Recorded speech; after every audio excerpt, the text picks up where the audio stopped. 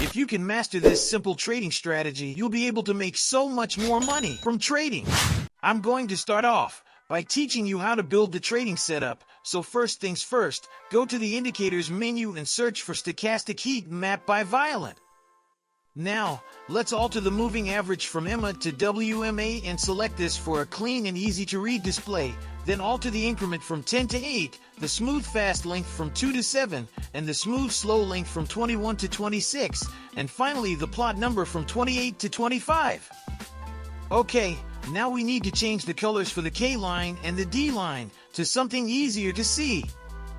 Let's add the pivot point super trend by Lonesome and customize it by changing the pivot point period from 2 to 3, lowering the ATR factor to 2.8, and changing the ATR period from 10 to 8.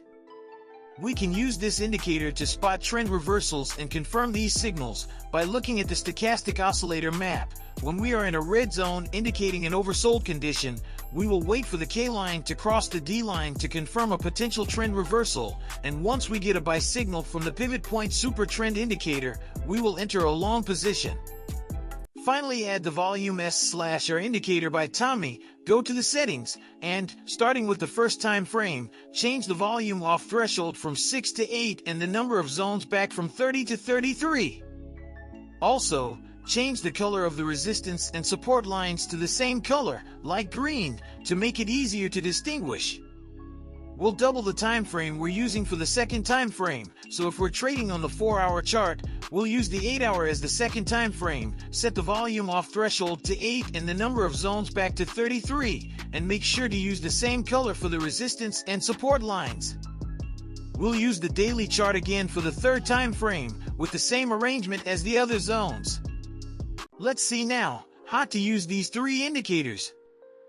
First, we have the stochastic oscillator, which provides us with accurate buy and sell signals when we see a crossover from the K line over the D line in an oversold region, which confirms a buy signal. Second, we have the pivot point super trend indicator, which also assists us in identifying potential trend reversals. And finally, we have Tommy's volume-based support and resistance zones, which assists us in drawing support and resistance zones on our chart.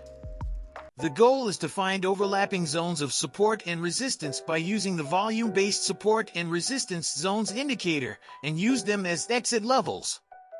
For example, after finding a good situation with the first two indicators, use a support zone for the first exit point, then if you can, use another zone as a second exit point. If you want to see one of my other trading strategies I use when day trading, check this video right here, because this strategy works great on the every time frame you want. I'll see you guys next time.